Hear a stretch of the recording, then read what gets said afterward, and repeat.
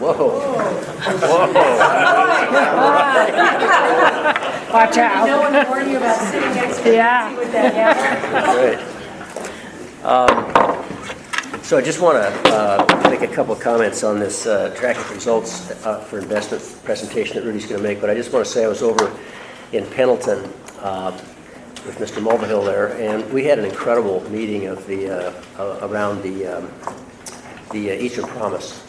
And it felt like kind of like one of our regional solutions teams almost. I mean, the energy that was in the room and the incredible partnerships, both public and private, focused on actually not just on increasing the college-going culture and increasing the number of degrees that kids attained in high school, but also connecting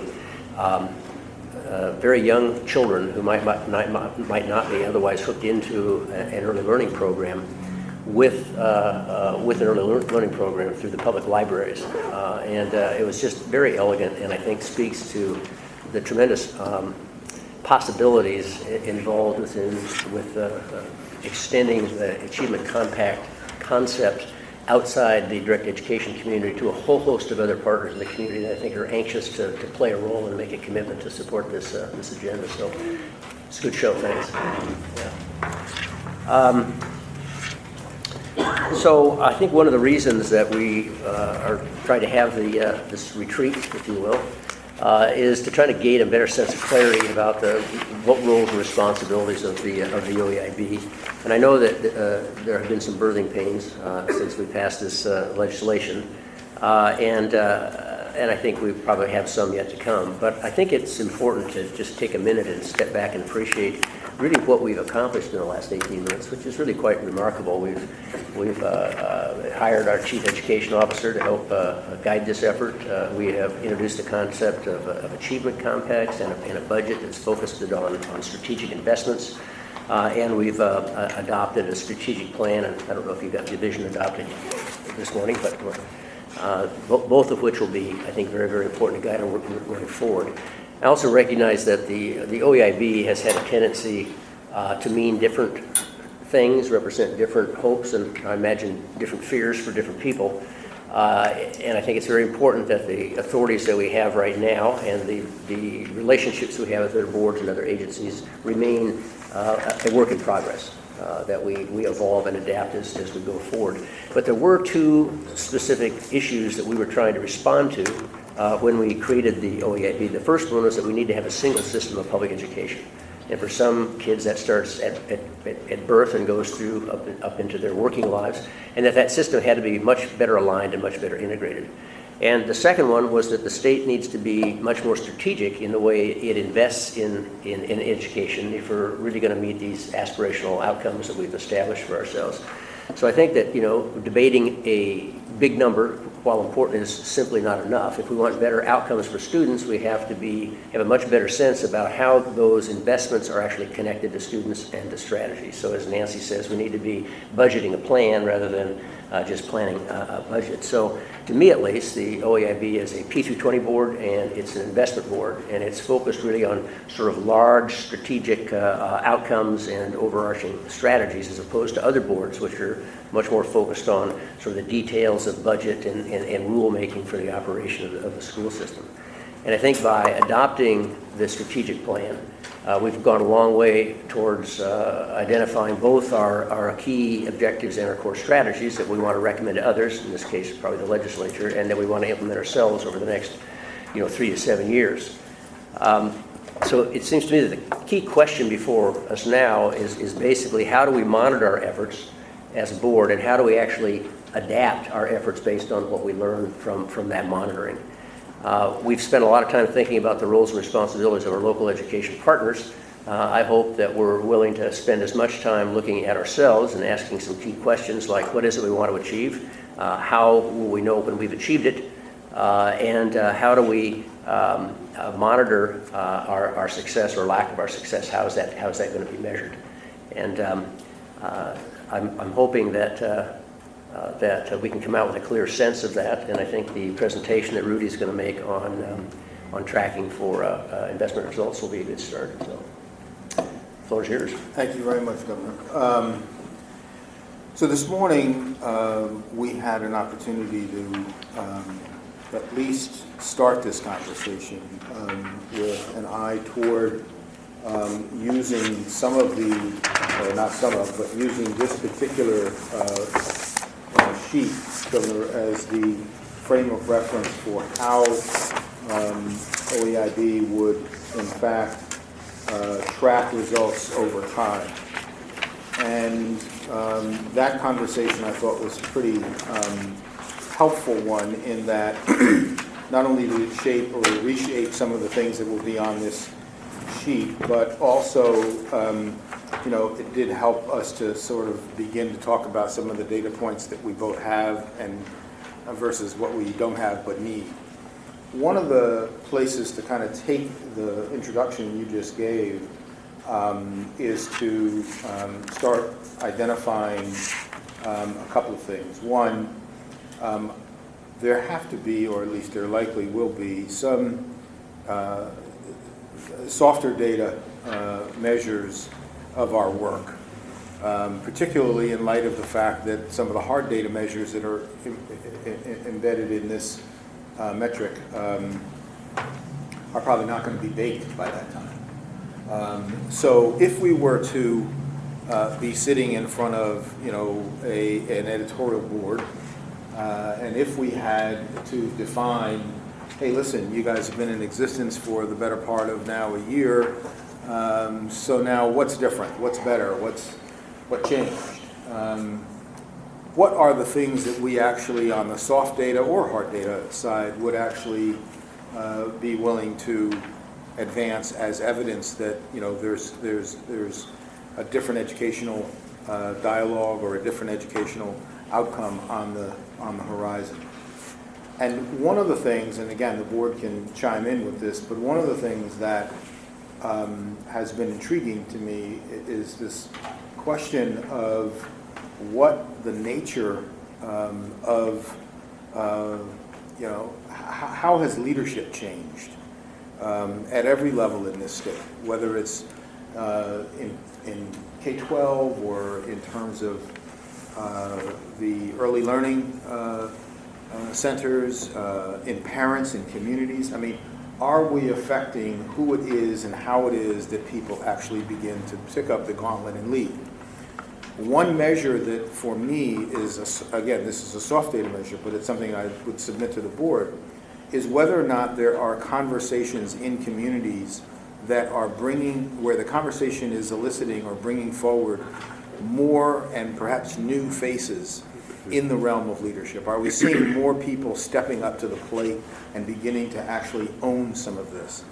It seems to me that our dialogue, our ability to be successful is a function of how many conversations our communities having themselves, led by themselves, owned by themselves, even chiseled out of their own logic and pain.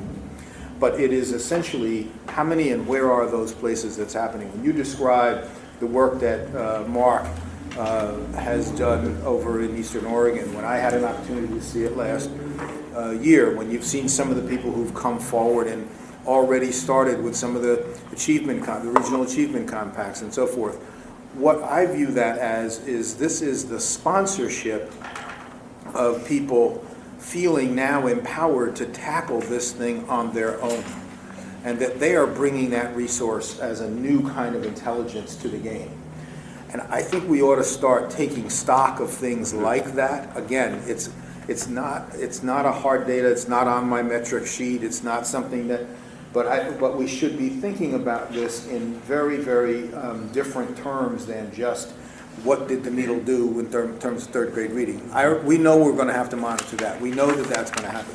But are there some other specific, seemingly intangible, but very vital, necessary parts to this transformational piece? How would we know that we have moved away from control and more toward commitment? Like, what would the evidence be of that we would accept as being evidence that we are now doing a really much better job? People are coming forward. They're leaning into these conversations. They're bringing their own data to us. They're knocking on doors and asking for help. I mean, that kind of thing. And I just like to hear a conversation with the board about, well, what other kind of ways should we be assessing our own, monitoring our own results over the course of, not necessarily just this year, frankly, it could be any year, but just, are there some other metrics beyond this? We had the conversation this morning on this. But ideally, there would be other points of light as well. You want to go around? Yeah, Yvonne? Yes. However you'd like to do that. Yvonne, you- Well, I just had one that occurred to me.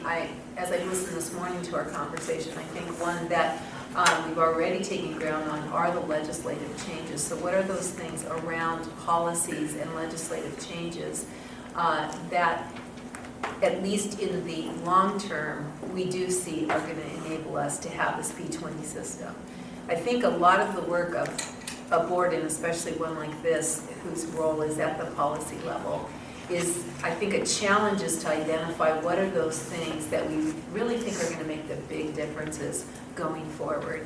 And when I just think about, the fact that we have Rob Saxton and Dr. Crew and the board and have moved forward on key funding strategies and those are some big things. I know mandate relief is one we've talked about. I think that at least from the field, the perception is that we still have new mandates coming. Even though there might not be mandates from the legislature, there are mandates in other ways, like moving to Common Core and those kinds of things that we know are things we have to do. But I think that wherever we can not only track by policy, but also if there's places we could name that we have taken off the plate, would be measures of success, I think. And then also the places where we may be identifying barriers that we couldn't identify until we peeled back a few layers. So even if we haven't taken ground on them, if we could identify that we now know these are new ones that we need to work on.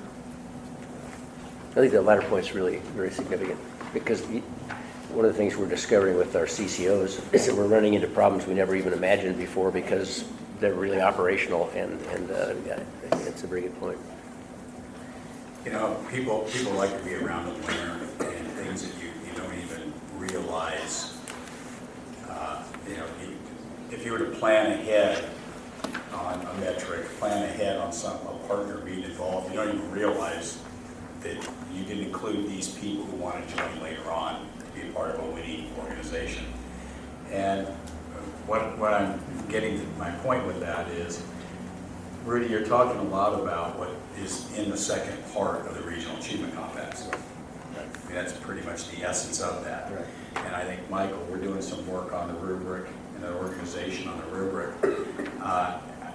I think we should measure, besides the measurements we have here, I'm looking at number 4 here too, Rudy, that you have a satisfaction indicator on here in professional support.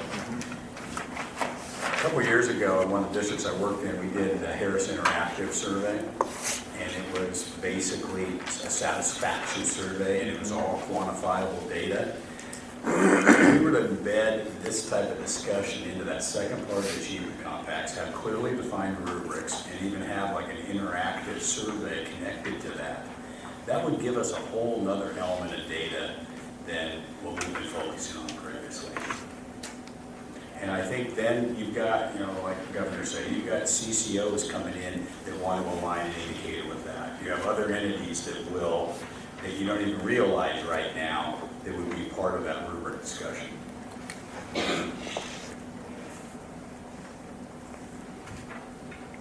Yes, Ben? If you're looking at different people being involved, the number of educators who are engaged in the compact committee work that's being done, I think that we've got more members than ever working on professional issues in this area. I'm not sure necessarily that we've got to the parent outreach that we want that component, because the compacts are supposed to be part of the budgeting process, and we're just now getting into that phase. And I'm hopeful that those conversations will be going out and that parents will be involved and understand if and what the local priorities are, and what's embedded in that compact for strategies and tactics that those educators and administrators who are jointly working on that, believe will help them get there. And I think that's getting to what Rudy talked about, that commitment, that we're all in it and we all need to be a part of it.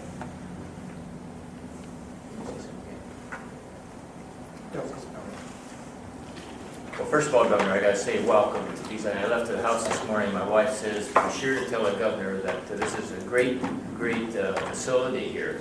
This is a good example of a church and a city coming together to build this facility." And particularly, she wanted you to know about the free clinic downstairs. That they're doing 500 a week here, free clinic, and also dental work too, and a Salem Hospital a bunch of money. So anyway, so welcome. And I think I bought that chair during the fundraising that you're sitting on. Maybe more than just one. Good job. You know, this leadership thing, I like a friend in coaching. Watching this March Madness, I didn't see one coach on any of the winning or losing teams score a basket. And when we take off on what Rudy said about more leadership with people in the communities, I think that's what's going to happen, because the power of the ownership in taking ownership in the communities is going to be by your coaching, your leadership, and I think that's how I see us. If we talked about it a little bit before, but if we can get the communities excited about with this scorecard here, if we get the communities, with the people who have not been engaged before but can get engaged, the people who we know who are in the communities, I think we really have significant possibilities here, and I think I see that part of our job. Cool.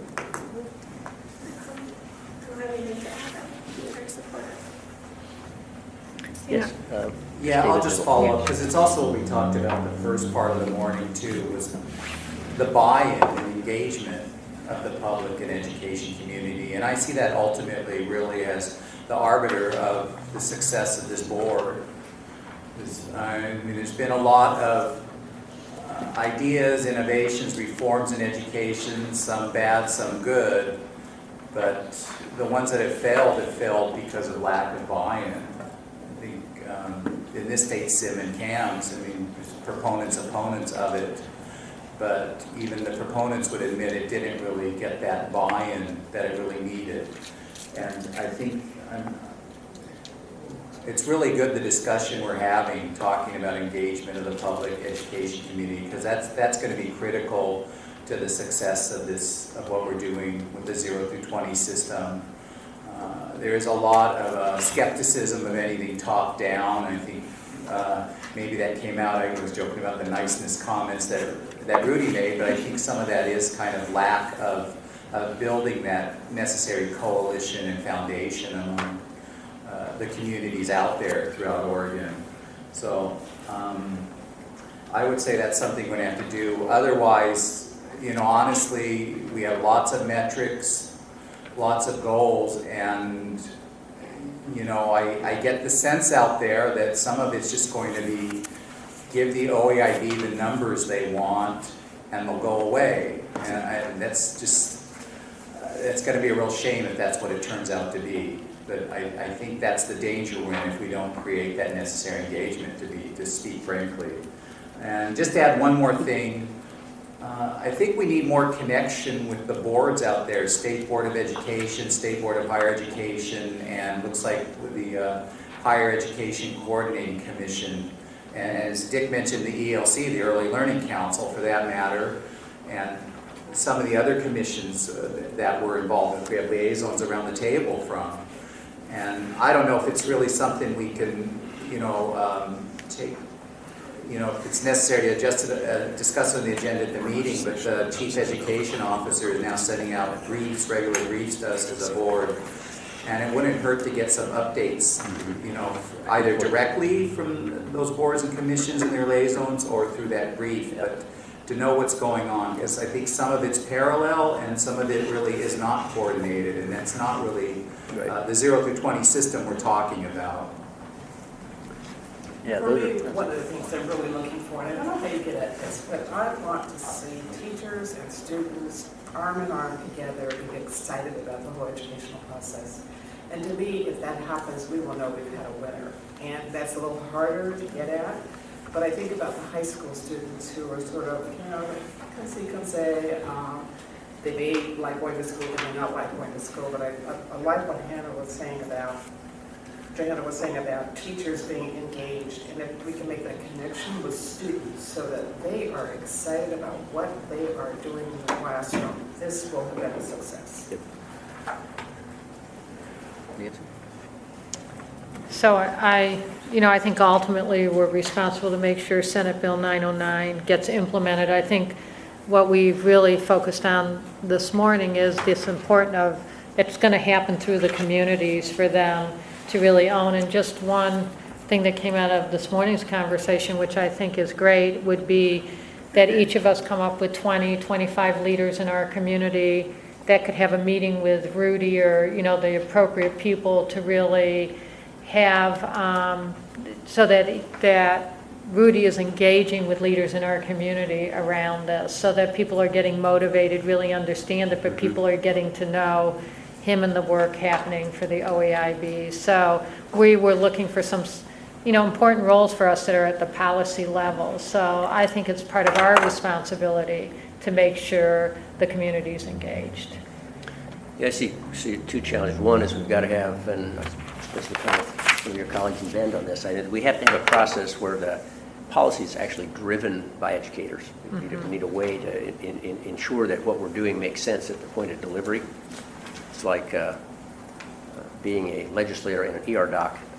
You can make budgetary decisions, which are budgetary decisions, and then you can go home and sort of see what happens when people lose coverage, for example, and come into the ER. So that's one part of it. The other part of it to make that successful is this community buy-in. And I really believe that there's magic in creating a vessel where people are doing things together on behalf of a shared place.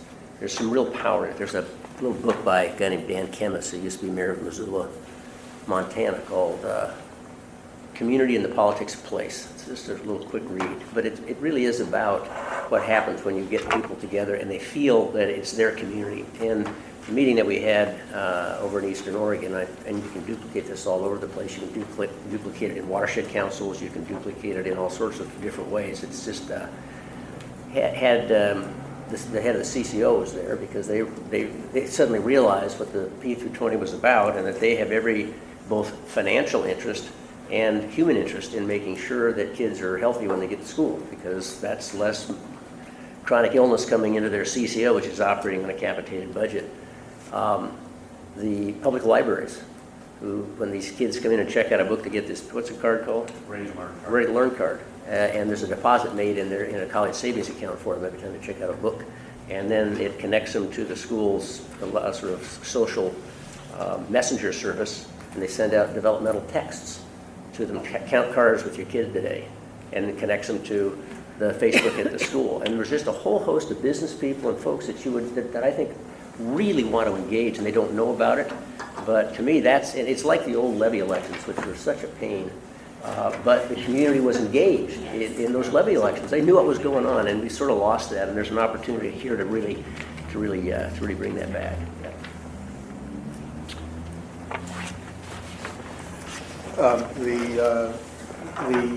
Well, so I've got a list of things that were just identified by members that I will again incorporate as a part of the OEIB scorecard.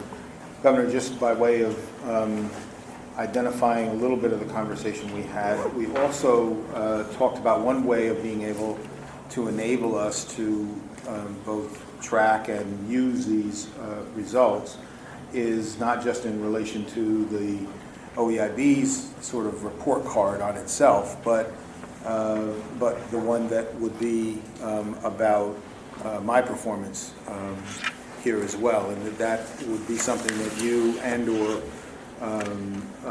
the vice chair and or a subcommittee thereof, or however you'd want to do that, would be certainly privy to deciding upon. And and creating at your leisure, at your will. But one of the secondary sort of parts to this conversation that I thought, again, we'd spend a little bit of time on was even if we have a scorecard and we make an effort to frame it around both hard data and soft data measures, at some point the conversation moves outside of us and into a legislative process, which for me is my first time here going through that. And one of the things that will happen in the near term probably is going to be the question of, so we gave you X number of dollars to run the education system over the course of this year. What happened? What happened to the benchmarks? What happened to the commitments? What happened to the things that you said in the last session? And I have been reminded of that by some of the legislators with whom I've met, who essentially have said, you know, listen, we kind of remember a day when we'd have conversations and it kind of was water off a duck's back, and it didn't result in anything, and so now you're asking us to now do another investment, and what's different about why we should believe that this will result in anything different from the outcome of the past. They raise a very legitimate issue about, you know, continuity, about clarity of outcomes and the willingness to share those outcomes outside of our own world here. And to that end, on page 5, Seth, if you could tee up page 5 for me. I took a stab at this question of continuity when we were passing the strategic plan 2 months ago. And my effort here, feeble as it may be, was to simply draw our attention to the fact that as a board, we're not obligated to a one-time commitment to the field. We're obligated to a multi-year commitment to the field with a continuous flow both of investment dollars, but also good data and feedback as to what happened as a result of those investment dollars. And it seemed to me that as I'm now going through the legislative process and hearing, you know, what they're interested in going forward to 15-17 and 17-19 and so on and so forth, that it might be useful for us to start thinking a little bit about, now, how do we want to thread this needle going into yet another biennium, albeit we're not out of this one, but at least thinking strategically about how do we want to start this work that we're in right now, connecting to the work that we want to be doing on the next wave. And so what this page 5 represented was, if we said 7 years from now, we want to be doing the following work, the work that at least, and I quickly went over it again this morning, the work that I spec'd out was we'd want to be in the bucket of work that actually demonstrates that we have built the capacity of this education system to respond to the needed connections between labor and the economy. That would be an area that we really desperately need to make sure we've got traction in. This is specific to the goal that we had, that when people graduate from one of our institutions here, that they find work within 12 months. Right? And that, so what does that look like from a board standpoint, you know, for us to be doing more of or less of? A second one was, if we were going to be 7 years down the road and we essentially needed to define the work that we'd be doing for continuity purposes, there's career training and building this college-going culture. I don't think 1 year investment in the college-going culture is going to be enough. I think this is going to be a good 5 to 7 years of an investment strategy. It probably will morph and change over time, but that this bucket is not going to go away in the next 7 years. A third one is communities for healthy children. Governor, you had mentioned one day in another conversation about the need to start bringing the health community more and more and more directly in connection to the education community. And so I picked that up and placed it in this category of the next 7 year bucket. I like that emotionally centered term. Pardon me? I like that emotionally centered term. Yeah, it speaks to my need. which I still have a lot of growth to do. The fourth area was this whole issue of family support of learning. Now, specifically for me, this was really much more, or at least as much, about the issue of how do we want to use technology to start reaching many, many more people and providing kind of a, if you will, a mass level of communication and support. New people coming into the state, demographic shifts, changing the face and color and level of poverty and all kinds of things of our state. Well, how would that now, result in there being new and different ways of being able to reach people as soon as they come into this state? And the last is, we've had a lot of conversation about academic preparation for the purpose of being more literate, having greater numeracy skills, being eligible for placement in a 2 or 4 year institution, graduating. But this really speaks to the issue of academic preparation around this issue of civic literacy. The idea here that you belong to a community, and it's a community that you have, if you will, an obligation to, and it has a community, and it has an obligation to you as well. So there's a sense of, how we should be thinking about civics and civics. I won't even say civics instruction, but how do we think about the notion of civic mindedness in the context not only of communities, but in the context of student learning. So these would be the buckets. My question to the board essentially is, are these accurate? Are they not accurate? Do you think this is kind of where the scope of work will, eventually morph into? Are there things that are not in here that you think should be here, and so on and so forth?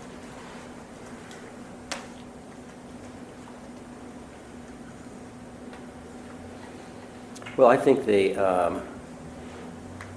having not spent a lot of time looking at the chart, I think what speaks to me from this is really the integration or the interrelationship between all of those paths. Obviously, I think the family support of learning is just a huge one,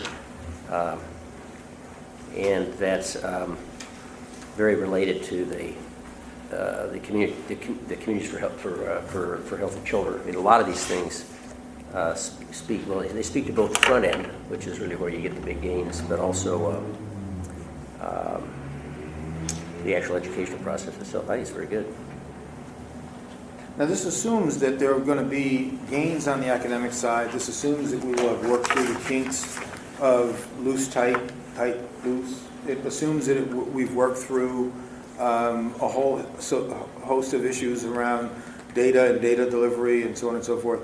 It doesn't make light of the things that we've got in our front door right now. It just simply says, when people in the field say, listen, I'm willing to start a pilot, I'm willing to help, advance the ball here, but don't leave me in a lurch 2 years later and withdraw this money. Mm-hmm. Don't give me hope and then withdraw it because there's no more dollars in the budget to be able to continue this massive program that I'm undertaking right now. So what I've tried to do here is to just build the container so that we can continuously have this sort of flowing conversation, not so much about a 2-year investment, but what would a 5 to 7 year investment look like? So it strikes me there's about 4 things that are necessary for this work. One of them you spoke to. You got to have adequate and stable funding. Right. So, I mean, it's got to be adequate, but it also has to be predictable and stable. So you don't. Secondly, you've got to have buy-in by the education community. They have to own this, feel like they own it. The third one is you have to have buy-in by the community, which is, because I don't think you can be successful without that. So the community has to own it. And then the fourth one is you do have to have that pretty robust longitudinal database to be able to actually tell you whether or not you are on track or whether you need to make midterm course adjustments. And as we talked about this, and I think I go back, I don't remember what meeting it was, but when the governor came in and shared different people's responsibilities to us for education to be successful in Oregon. We talked about students' responsibility, parents, community, and I think the family support of learning is a component of that, but I think as we talked just a moment ago about the shared commitment to really seeing change in Oregon. Families, yes, need to be a part of that, but if we're not all in it together, it's not going to be successful. And I can tell you, if you're in a school and the principal comes and they say, well, we're going to implement this program and you're going to do it this way, it's not as successful as if there's buy-in and commitment by everyone. And you can get, as a leader, you can get the same thing, I believe. You lead by helping people understand the issues and getting their buy-in and commitment to do that. So that's the piece here, I think, that could be missing for me, is that shared commitment to the work that we do. By the larger community? Yeah, by the larger, by each, I think you outlined Yeah. everyone, parents, students have a commitment. It really pains me when I hear examples of the student who comes in to take the standardized test, doesn't really care. They're not going to college, they could care less. Right. And that doesn't help us get there. And how do we help that student care about that? And how do we get parents to care about some of the issues that we're dealing with, and give them the tools that they need to support their child, because we're a very poor state. Poverty is a huge issue for us, and our parents are struggling, 2 and 3 jobs, and they want to help their kids and they're not able to do that sometimes. And how do we help them be able to do that as a community?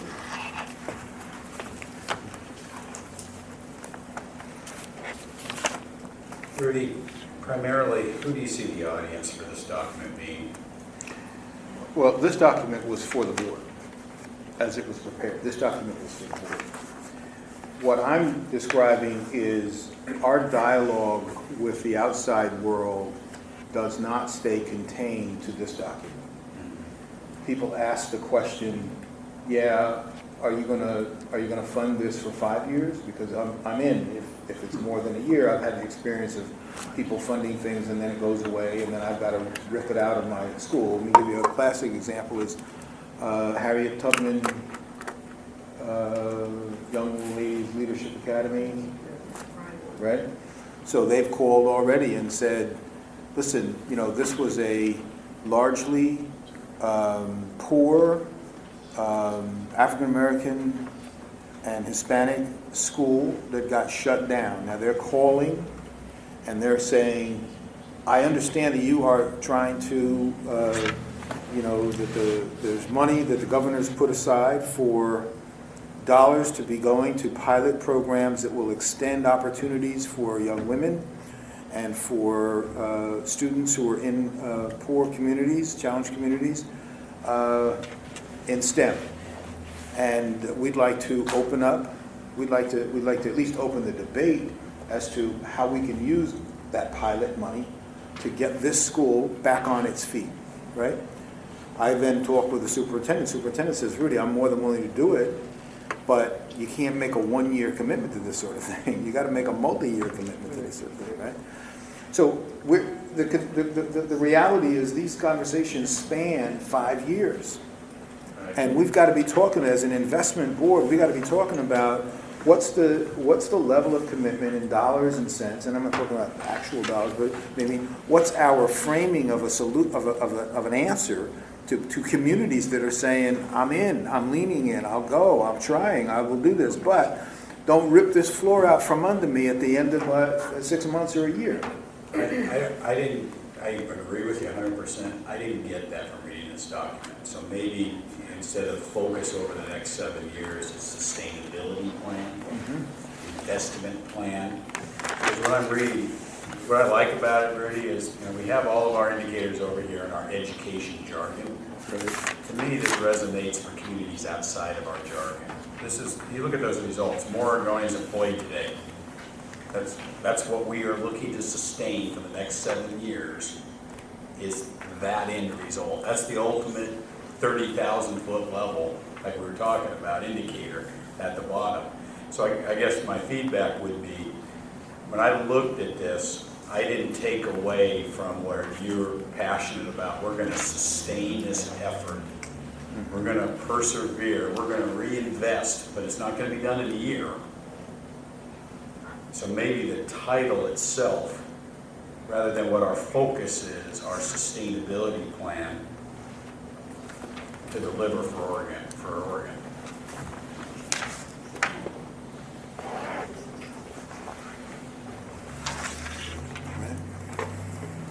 I was going to reinforce what you were saying, because I think you speak to the issue of how do you get children and young people committed to the educational system. We can't break promises.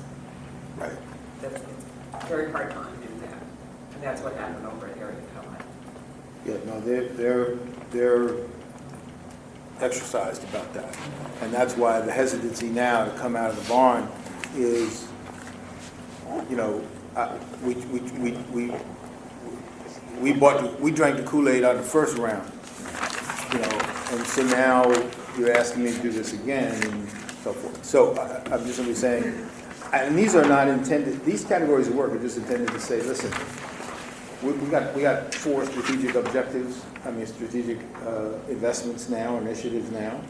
Are they going to be the same 4 going forward? Or should we be thinking about other ones, you know, down the pike here? And if so, how do we start getting geared up for that? I think that would be really appreciated, because we haven't talked about that a lot. We haven't talked about long-term, we stated the term, Governor, you know, adequate and stable funding, but we haven't shown a commitment past the biennium. Right. I think this goes a long way for people maybe to be a little more innovative, to take a few more risks, to know that there's at least a philosophy and a vision out there to support that. Right. And, you know, I think the 10-year budget frame that we're setting up can facilitate this, because you can sort of, Makes sense. Brittany. So one of the things I was wondering in the categories of work, and it might not be a category of work, it might be something that lies over the top, but it really was around that innovation, risk-taking, continuous improvement. So even as we lay out a sustainability plan and categories of work that we're committing to over the long term, I would want to see some sort of commitment to the innovation and examination of the tools that we're using, technology, all of the things that we've barely scratched the surface of that might impact the focus as we move forward in this really fast-changing world.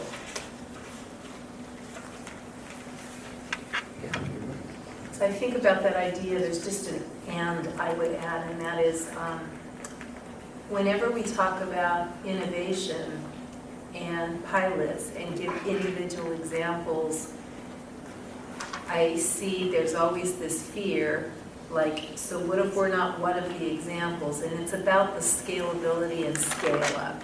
So if we say we're going to invest and we use language like we're going to start with pilots and we're going to pick some of these key things that we think are really good models, for example, what's going on in Pendleton, and we talk about the long-term investment. Is it a long-term investment to that particular plan? Right. And do we have a plan for how that scales up to every community who might want to duplicate that thing? Very good point. Well, if I may. Yeah, I'm sorry. be No, quick. no. Well, I think it's like a business plan of an initial public offering. It's an IPO. And if you're soliciting people to invest in your idea to sell a widget, you want to have your very best foot forward as you're going along, because eventually you're going to have to go public, which you really want a big ROI on. Except we're already public and we're already going on and on and on. So I think to get what's in it for me thing is missing, or has been missing in the past.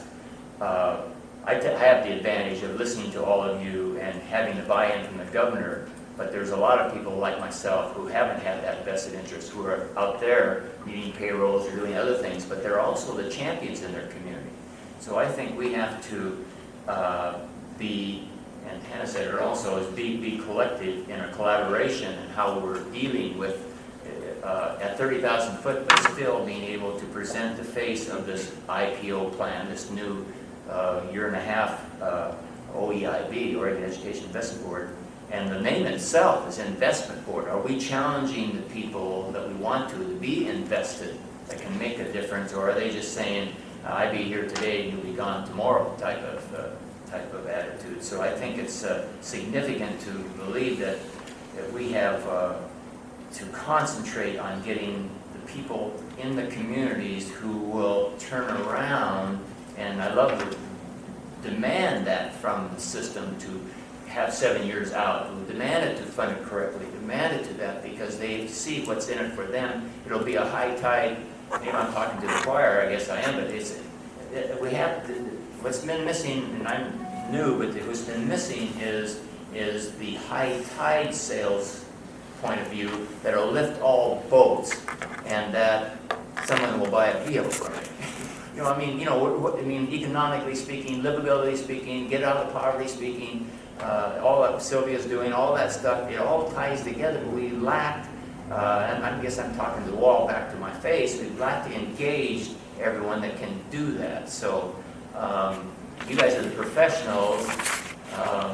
I'm retired, so I've had time to dig into it, but the digging into it, sales has to be on ground level, at being at 30,000 foot that you're saying, like Mark and stuff, but still we have to engage the people who can turn that around and demand it, whether you're a D, R, X, Y, Z, because they know it's a benefit for themselves and livability. And I mean, that's, I guess, but we need to market that as an IPO thing. Trust me, if you have a brand, you talk to Sid and the board, when they opened up Lithia and they went public, they had, better cupcakes than we had here this morning, and they put their best foot forward in city after city after city, because they knew they were going to go public, and they've been very, very successful.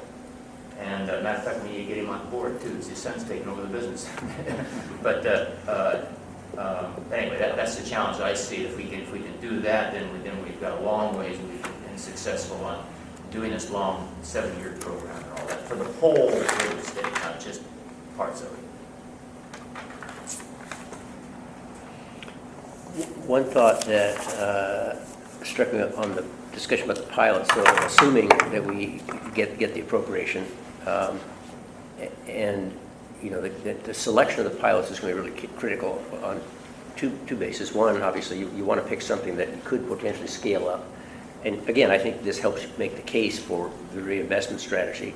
But you also have to have some idea when you create the pilot, what does success look like? That is, what tells you that it worked, and what tells you that this would be scalable? So I think those are going to be really important questions that we need to think through if in fact we have the ability and the capacity to make those investments. And probably the other piece to that is, what do we need to know up front to be able to say, we will scale it if it's successful? See, it's not just the successful pilot, it's what do you do with that success? That's a hard question to answer. Yeah. We had a lot of programs come through the Beaverton School District. If it's shiny and bright, we're going to do it, we're going to implement it.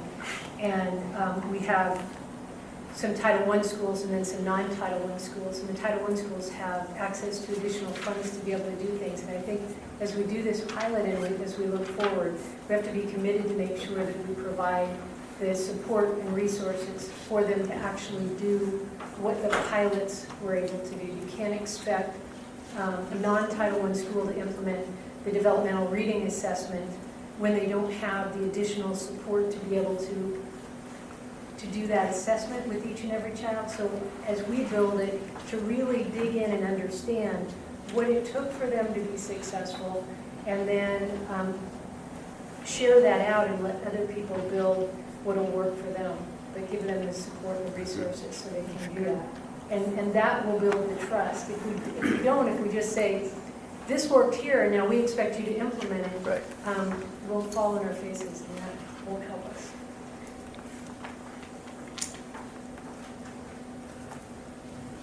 Dr. Crew?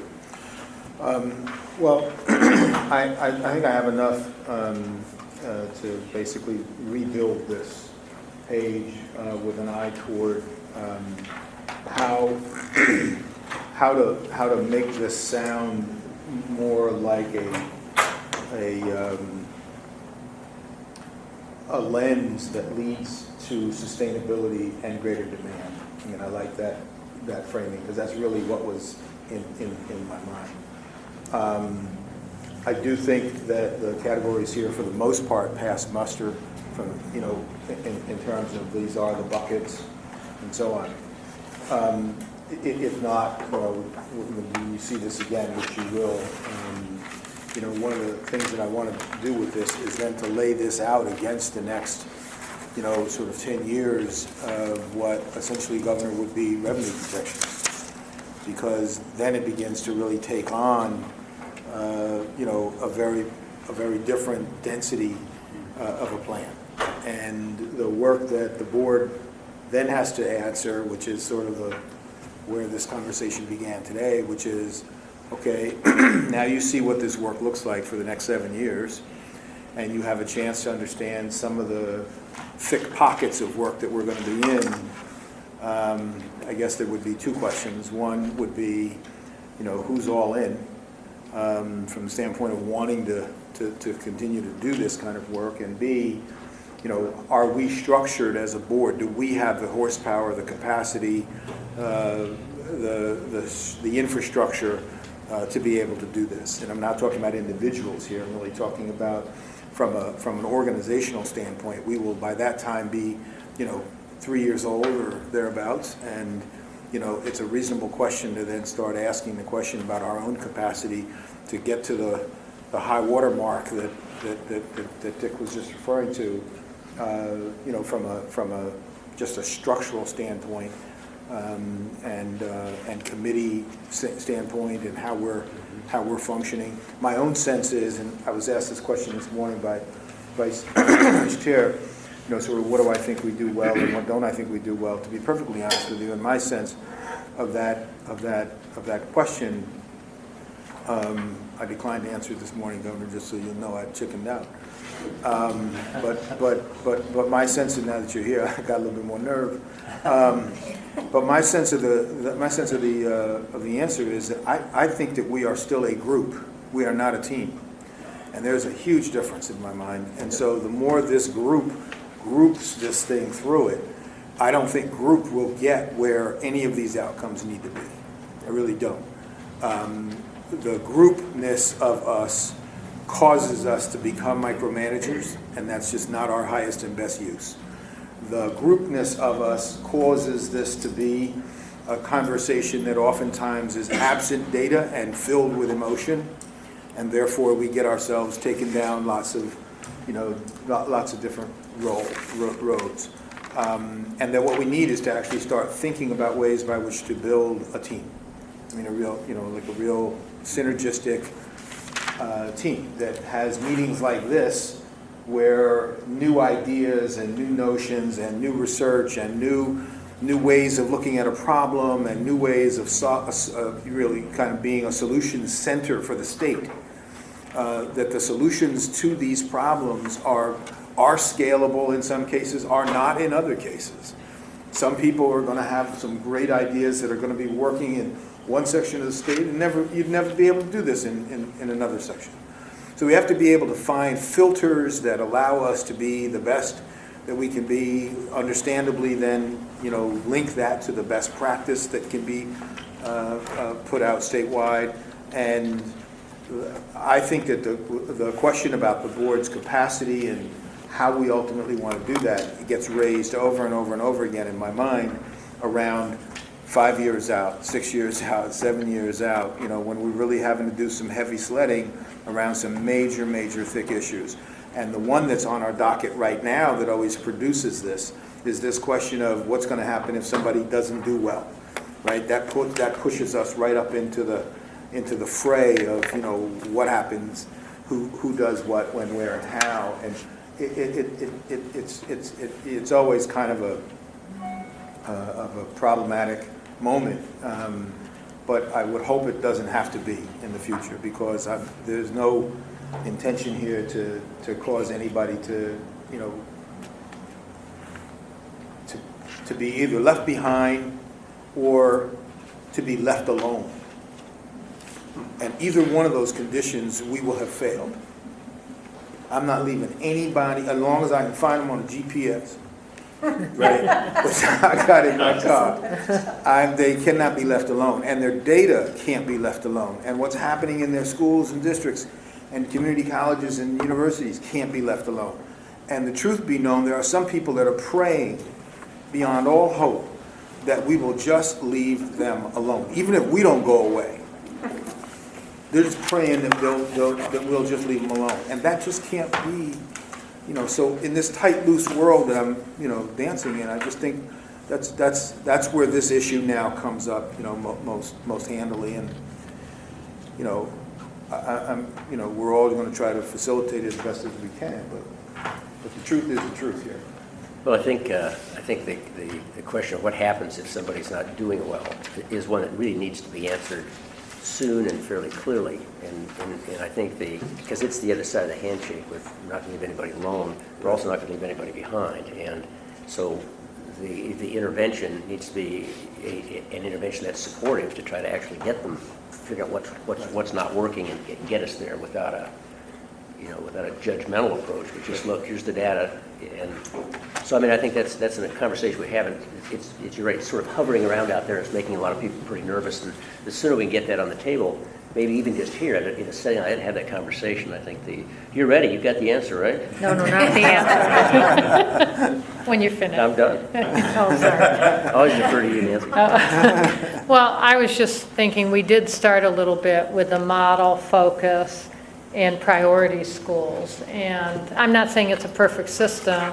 I'm not saying it's easy, but I do know some priority schools that are feeling they're getting a lot of help. And, I think we still want to look at, did we do that right? But I do know schools that felt bad in the beginning, but now they have some coaches that are really helping them. They feel hope around knowing where to go. And so the other part of that sort of model is this idea of exemplars and pilots. And so once I think we get to take some ground on that, I think about some of the ideas we wove into the Yale strategic plan that you'll hear about next time. So that idea of building these networks, which it also links to that, and the idea of identifying exemplars, and then how together we mentor one another from community to community. Once we get a chance to start doing that and get a chance to describe the components that change the culture and get that sort of wheel turning, I think will help all of us have that language. It will also gain some trust, I think, that we know how to get that done. Mark? Yeah, really just thinking about this document too, and I'm looking at the results. The majority of these results aren't just education. Right. So if you think about all the audiences that are going to impact the results component, isn't our job in some ways to be a facilitator, to be a cheerleader, to be a communicator? We've talked over and over today about engaging our communities, over and over. And I'm just looking at this document. To me, that's the one that, we have OEIB's vision, we have a lot of ed jargon in there. This is the one that could resonate, that you could take out to any agency, any parent. Just thinking out loud. Yeah. Okay? That this is the one that makes OEIB bigger than P20 education. It's about changing the lives of Oregonians. That's what these results are. And this is the doc to kind of show that. You originally talked about, this is a chance for the legislators, to say, well, so what? We've been down this road before. We're saying we're going to deliver something differently, but it's our role to facilitate, engage, not necessarily have all the answers. It's kind of been a theme of today. Yeah. So when we say results, we talked a lot about everyone's commitment. Is this results, or is this that we really have a shared commitment by all of the stakeholders that this is what we want to see? That to me is when we actually succeed, when we have that shared commitment that we're all working towards these things. I think we'll get there. And you think of Danielson's model, what is an exceptional teacher? It's when they have a classroom that basically runs itself. Yeah. So you've created that synergy that now it's just rising up from the ground level, and you've created the vision. Yeah, I think that, I don't have to slip out of here, but I think that the distinction, I think what you're both saying is, you got to get past, are we going to go here? to, we're going to get there, you know, and we're definitely seeing that with the CCOs. They, for a while, they really didn't really want to go there, and now, once they realize that they're going to go there, then it just, then the creativity and commitment just begins to bubble up. Yeah. It won't without, it's got to have both ends. Yep. Leave you in the hands of Nancy and her gavel, so like, So watch out. watch out.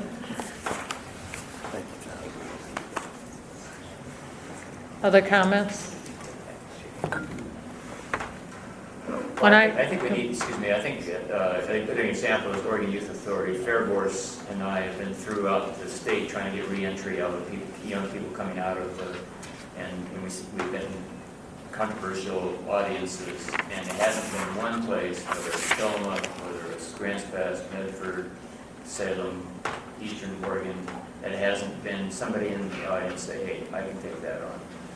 So I think we just need to be out there in the community of the people who haven't heard this story here, and I think we'll get a lot of buy-in. Any other comments? I'm hearing some just reoccurring themes, Yes. so I'm feeling we might be at the point where we've gotten the information we need to allow OEIB and the staff to move forward and take this to the next level. So unless someone has something else they want to add, we could just say we're done for the day. Anyone have anything else? I just thought the day was great. I think this is exactly what I was hoping when we talked about a retreat. We'd be able to talk.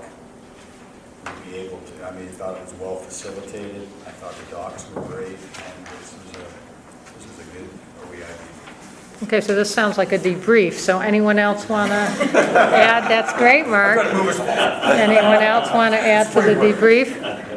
There we go. That sums it up. Let's say that sums. In July or August, have a social event with ELC, a little social Yeah. event, that place where we had it before. Yeah, That's why you have to do that. yeah. Just don't tell Gail. Okay. All right, so that sounds really good. set it up. Okay, thanks for the hard work. I think it was great. Thank you.